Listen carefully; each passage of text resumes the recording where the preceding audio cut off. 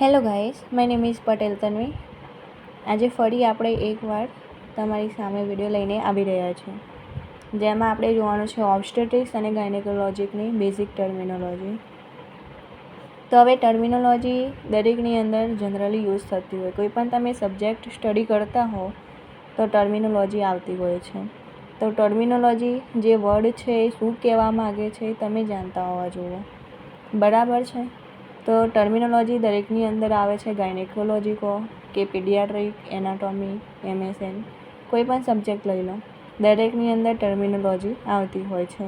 તો આપણે આજે જોવાનું છે ગાયનેકોલોજીની બેઝિક ટર્મિનોલોજી. તો ચલો આપણે આજનો વિડીયો સ્ટાર્ટ કરીએ. કન્ટિન્યુ જોતા રહેજો. હવે આપણે જોવાનું છે ગાયનેકોલોજીકલની બેઝિક ટર્મિનોલોજી, જેમાં છે first quick important exam terms, જેની અંદર OBG સબ્જેક્ટ આવે છે. એની અંદર બેઝિક ટર્મિનોલોજી આવે છે, જેને સબ્જેક્ટનું નામ છે ઓબ્સ્ટેટ્રિક્સ એન્ડ ગાયનેકોલોજી. એની આપણે ટર્મિનોલોજી શું કહેવા માગે છે આપણને ખબર હોવી જોઈએ. તેમાં આપણે જોઈશું ગાયનેકોલોજી. ગાયનેકોલોજી મીન્સ શું થશે? Study of female reproductive system. Logy means શું થશે? સ્ટડી કરવી. Logy means study. કોની સ્ટડી કરશો? તો ફિમેલ રિપ્રોડક્ટિવ સિસ્ટમની. Gynaecology means study of female reproductive system. Next છે ઓબ્સ્ટેટ્રિક્સ. ઓબ્સ્ટેટ્રિક્સ મીન્સ શું થશે? Pregnancy and childbirth. Pregnancy and child બર્થનું કોમ્બિનેશન હશે, એને શું કહીશું? ઓબ્સ્ટેટ્રિક્સ. તો ગાયનેકોલોજી એન્ડ ઓબ્સ્ટેટ્રિક્સમાં ખબર પડી. નેક્સ્ટ જોઈશું એબોર્શન. એબોર્શન શું છે? તો termination of pregnancy. Permanent terminate કરવાની છે પ્રેગ્નન્સીને. શું થશે? પ્રેગ્નન્સી છે એ પરમેનન્ટ ટર્મિનેટ થશે.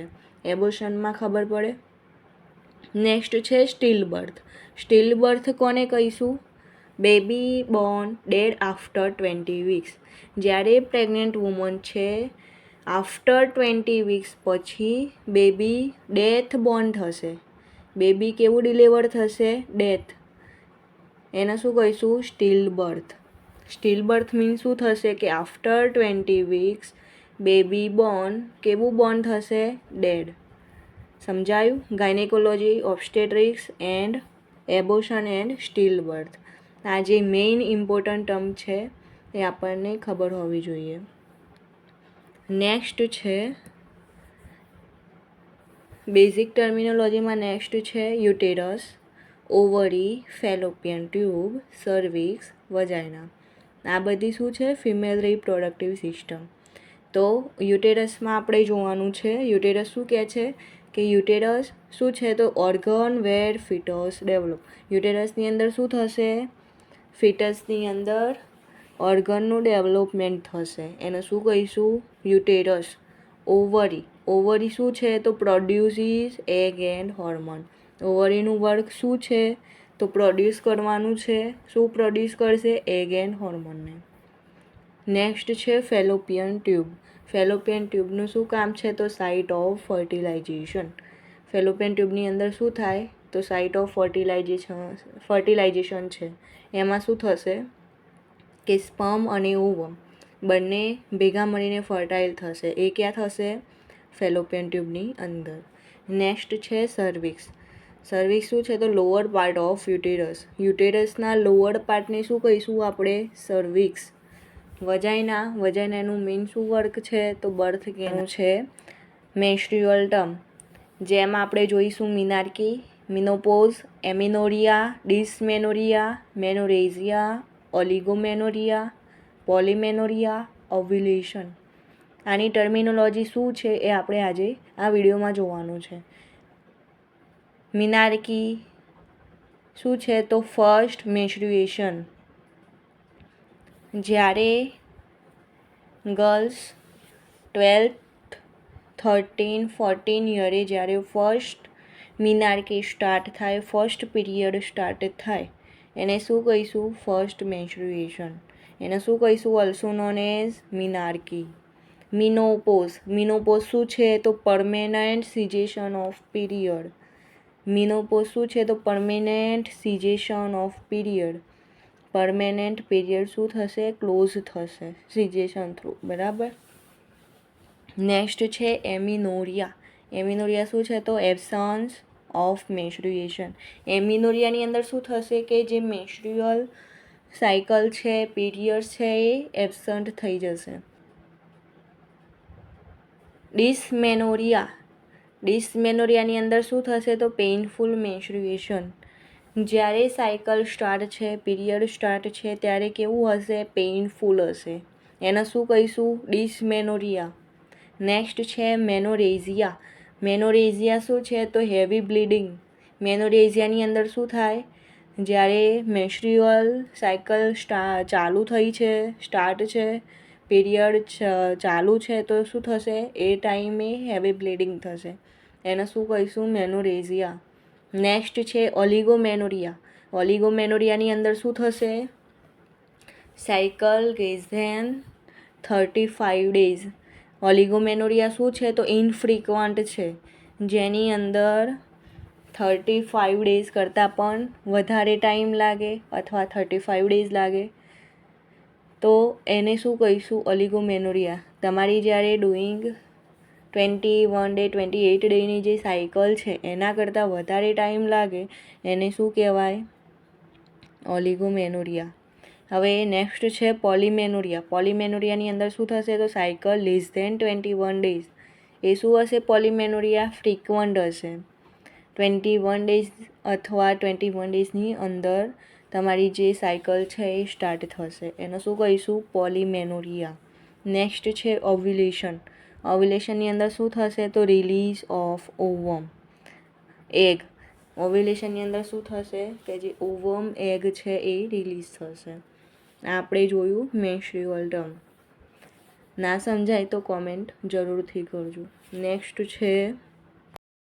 નેક્સ્ટ આપણે જોઈશું ઓબ્સ્ટેટ્રિક્સ ટર્મ્સ, જેની અંદર આવશે પ્રેગ્નન્સી રિલેટેડ ટર્મિનોલોજી. એમાં ફર્સ્ટ છે ગ્રેવિડા, જેને કેપિટલમાં જી કહેવાય. પારાને શું કહેવાય કેપિટલમાં? પી. પ્રાઇમી ગ્રેવિડા, મલ્ટીપારા, નલ્લીપારા, ટ્રાઇમિસ્ટર, ઇમ્પ્લાન્ટેશન, એક્ટોપિક પ્રેગ્નન્સી. આ જે દરેક ટર્મિનોલોજી છે એ આપણે જ્યારે પોસ્ટિંગમાં જતા હોઈએ છીએ હોસ્પિટલ સાઈડ અથવા જ્યારે સ્ટડી કરીએ છીએ ત્યારે આનો બેઝિક યુઝ થતો હોય છે. તો શું ટર્મિનોલોજી શું કહેવા માગે છે આપણને જાણતા હોવા જોઈએ. તો ચલો આપણે આજે જોઈએ. ગ્રેવિડા મીન્સ કેપિટલમાં જી. એ શું કહે છે? તો નંબર ઓફ પ્રેગ્નન્સી. ગ્રેવિડા મીન્સ શું થશે? પ્રેગ્નન્સી. શું? તો નંબર ઓફ પ્રેગ્નન્સી. પ્રેગ્નન્સી કેટલી છે, નંબર શું છે એ કહેવા માગે છે. પારા શું છે? તો number of birth. Primigravida. Primi means first, gravida means pregnancy. તો શું કહે છે? Primigravida first pregnancy. જ્યારે ફર્સ્ટ પ્રેગ્નન્સી કન્સીવ થાય એને શું કહેવાય? પ્રાઇમી ગ્રેવિડા. મલ્ટીપારા. મલ્ટી એટલે શું? તો મલ્ટિપલ, અને પારા મીન્સ બર્થ. તો મલ્ટીપારાનો મિનિંગ શું થશે? Multiple birth.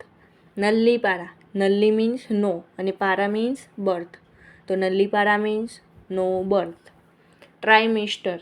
ટ્રાઇમિસ્ટર શું છે? તો 3 મંથ સ્ટેજ છે. પ્રેગ્નન્સીમાં ટોટલ કેટલા સ્ટેજ હોય? 3 સ્ટેજ હોય. એમાં મંથ ડિવાઈડ કરવામાં આવે. ટ્રાઇમિસ્ટરમાં શું થશે? 3 મંથ સ્ટેજ હશે. 3, 3, 3 એ રીતે મહિના ડિવાઈડ કરેલા હોય. 1 થી 9 મહિનાની જે પ્રેગ્નન્સી હોય એને 3, 3 મંથમાં ડિવાઈડ કરેલું હોય. એક્ઝામ્પલ લાઈક 1 થી 3 મહિના, 3 થી 6, 6 થી 9 એ રીતે 3, 3, 3 મહિના એ રીતે સ્ટેજ એના ડિવાઈડ કરેલા હોય. એના શું કહીશું? ટ્રાઇમિસ્ટર. હવે નેક્સ્ટ છે ઇમ્પ્લાન્ટેશન. ઇમ્પ્લાન્ટેશન શું છે? તો એમ્બ્રિયો અટેચીસ ટુ યુટેરસ. ઇમ્પ્લાન્ટેશનની અંદર શું થશે? કે જે યુટેરસ છે એની અંદર એમ્બ્રિયો અટેચ થશે અને ત્યાં એનું ઇમ્પ્લાન્ટેશન થશે. ઇમ્પ્લાન્ટેશનમાં ખબર પડે. નેક્સ્ટ છે એક્ટોપિક પ્રેગ્નન્સી. એક્ટોપિક પ્રેગ્નન્સી શું છે?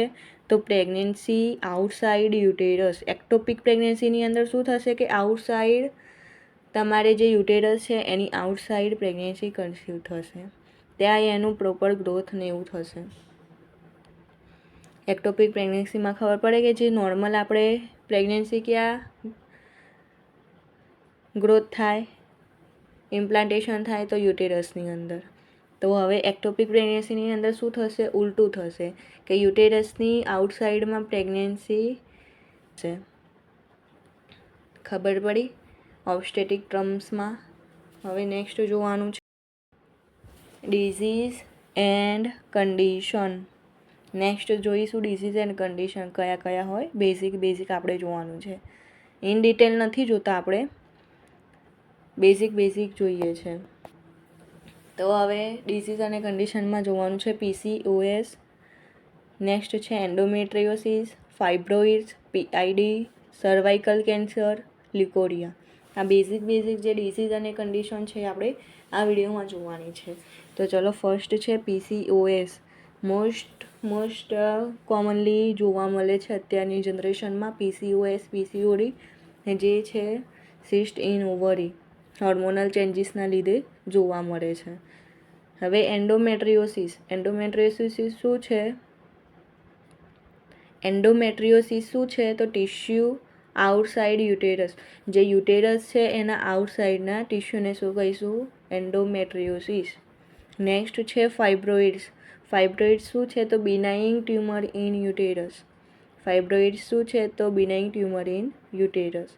PIDનું ફૂલ ફોર્મ મને કોમેન્ટમાં જરૂરથી જણાવજો. PID એની ટર્મિનોલોજીને આપણે શું કહીશું? તો ઇન્ફેક્શન ઇન રિપ્રોડક્ટિવ ઓર્ગન. ક્યાં ઇન્ફેક્શન થશે? જે રિપ્રોડક્ટિવ ઓર્ગન છે એની અંદર ઇન્ફેક્શન થશે, એને શું કહીશું? PID. સર્વાઇકલ કેન્સરને શું કહેવાય? તો સર્વિક્સ મેલિગ્નન્સી.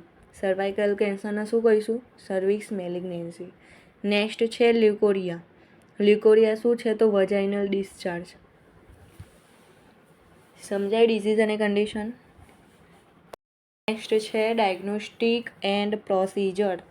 હવે કોમનલી હોસ્પિટલ સાઈડ તમે કયા ડાયગ્નોસ્ટિક અને પ્રોસિજર કરશો એ આપણને ખબર હોવી જોઈએ. કયા બેઝિક પ્રોસિજર થતા હોય છે, ડાયગ્નોસ્ટિક કયા હોય છે, એનો ફૂલ ફોર્મ શું કહેવા માગે છે, ડૉક્ટર કેવી લેંગ્વેજમાં બોલે, ટર્મિનોલોજી બોલે, એ બેઝિક તમને એક્સપ્લેન કરવા ના જાય. જે પર્ટિક્યુલર ટર્મ છે એ તમને કેમ, તો એ આપણને ખબર હોવી જોઈએ. તો આપણે જોવાનું છે next diagnostic and procedure.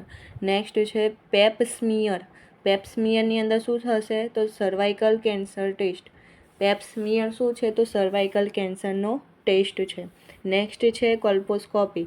સ્કોપીનો meaning શું થશે? એક્ઝામિનેશન કરવું. Scopy means SCOPY. Scopy means examination. Colposcopy means એનું એક્ઝામિનેશન કરશો તો સર્વિક્સનું એક્ઝામિનેશન. બાયોપ્સી તો જનરલી બધાને ખબર હોય છે કે બાયોપ્સી શું છે. તો બાયોપ્સી શું છે? તો ટિશ્યુ સેમ્પલ ટેસ્ટ છે. નેક્સ્ટ છે અલ્ટ્રાસાઉન્ડ USG. સોનોગ્રાફી. તો સોનોગ્રાફીમાં આપણે શું કરવાનું હોય? સોનોગ્રાફીમાં બેઝિક શું હોય? ઇમેજિંગ ટેસ્ટ હોય.